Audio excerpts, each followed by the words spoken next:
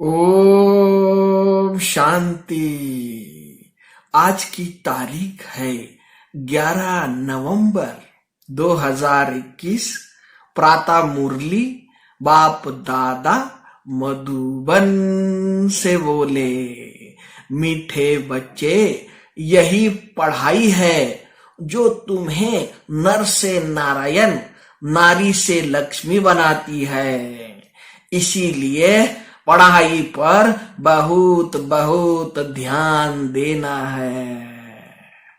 प्रश्न है, बाप द्वारा बच्चों को कौन सा वर्षा मिलता है जो किसी तीर्थ या जंगल में जाने से नहीं मिल सकता?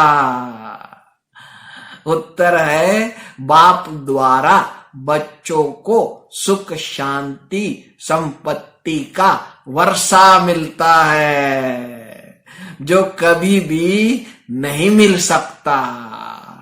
मनुष्य शांति के लिए जंगल में जाते हैं, परंतु तुम जानते हो शांति तो हम आत्माओं का स्वधर्म है। गीत है, तुम्हें पाके हमने जहां पा लिया है, जमी तो जमी क्या आसमां पा लिया है, तुम्हें पाके हमने। ओम शांति। बाप बैठ बच्चों को समझाते हैं, क्योंकि तुम अभी धन के बने हो। बाकी जो भी मनुष्य मात्र है वो निधन के है। धनी एक बाप को ही कहा जाता है। घर में जब लड़ते हैं तो कहा जाता है, तुम्हारे कोई धनी धोनी नहीं है क्या?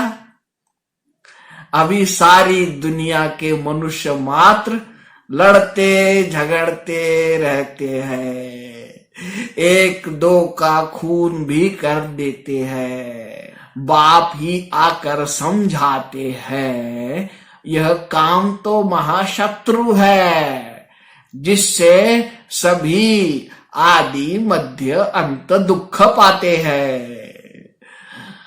तुम बच्चे जानते हो, अभी हम बेहद के बाप से बेहद सुख का वर्षा ले रहे हैं।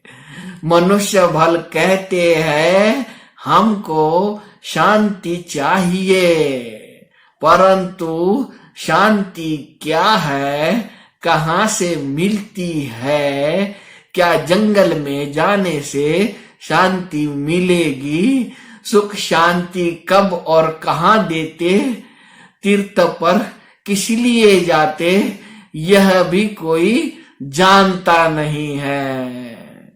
सिर्फ सुना है कि भक्ति करने से भगवान मिलेगा, जानते भगवान को भी नहीं। बाप कहते हैं, मैं आकर तुम बच्चों को सुख शांति देता हूँ। अब सुख शांति संपत्ति किसके पास नहीं है? देने वाले को भी कोई जानता नहीं है। बाप आकर समझाते हैं, तुम गाते भी हो दुख हरता सुख करता। गांधी जी भी पुकारते थे कि हे पतित पावन, आकर पावन बनाओ। गाते हैं पतित पावन सीताराम, परंतु अर्थ का पता नहीं। भक्ति क्यों करते, उसमें क्या मिलेगा, कुछ भी नहीं जानते। यह भक्ति की भी ड्रामा में नूंद है। द्वापर से रावण राज्य शुरू होता है। मनुष्य यह नहीं जानते कि रावण क्या चीज है, कब तक रावण को जलाते रहेंगे, भल उनका जन्म कब हुआ, रावण के भी बुत को बनाकर जलाते हैं। आत्मा कभी जलती नहीं। यह सब बातें तुम बच्चे ही जानते हो। आज से 5000 वर्ष पहले भारत स्वर्ग था। इन लक्ष्मी नारायण का राज्य था। लक्ष्मी नारायण को ही भगवान भगवती कहा जाता है। फिर त्रेता में राम का राज्य था। उनको यह राज्य कैसे मिला, फिर वह राज्य कहाँ गया, यह कोई नहीं जानते। अर्थात रचना के आदि मध्य अंत को कोई जानता ही नहीं। तुम इस नॉलेज से स्वर्ग के मालिक बनते हो। फिर तुम जाएंगे स्वर्ग में। तुम्हारे लिए अब नई दुनिया स्थापन हो रही है। तुम स्वर्गवासी बनने के लिए पढ़ रहे हो। यह नरक है। अब तुम हो संगम पर। अभी तुम ब्राह्मण ब्राह्मणिया नहीं बनेंगे तो वर्षा ले नहीं सकेंगे।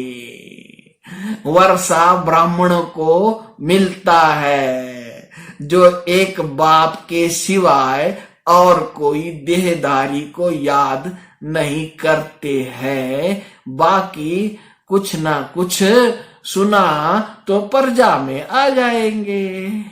अच्छा, मीठे मीठे सिकील धे बच्चों प्रति मात पिता बाप दादा का याद प्यार और गुड मॉर्निंग। रूहानी बाप की रूहानी बच्चों को नमस्ते। हम रूहानी बच्चों की रूहानी बाप दादा को याद प्यार गुड मॉर्निंग और नमस्ते। धारणा के लिए मुख्य सार। पहली पॉइंट है रूहानी सोशल वर्कर बन पढ़ना और पढ़ाना है। बाप के साथ साथ आने वाली नई दुनिया को भी याद करना है। दूसरी पॉइंट है बाप समान रहम दिल बन सबको पारस बुद्धि बनाने की सेवा करनी है। वरदान है साधनों को यूज करते हुए साधना को अपना आधार बनाने वाले सिद्धि स्वरूप भव। कोई भी पुरानी दुनिया के आकर्षणमय दृश्य अल्पकाल के सुख के साधन यूज करते व देखते हो तो उन साधनों के वशीभूत हो जाते हो। साधनों के आधार पर साधना ऐसे है जैसे रेत के फाउंडेशन पर बिल्डिंग। इसीलिए किसी भी विनाशी साधन के आधार पर अविनाशी साधना ना हो। साधन निमित्त मात्र है और साधना निर्माण का आधार है। इसीलिए साधना को महत्व दो तो साधना सिद्धि को प्राप्त कराएगी। स्लोगन है किसी भी कमजोरी का अंश है तो वंश पैदा हो जाएगा और परवश बना देगा। इसीलिए ओम शांति।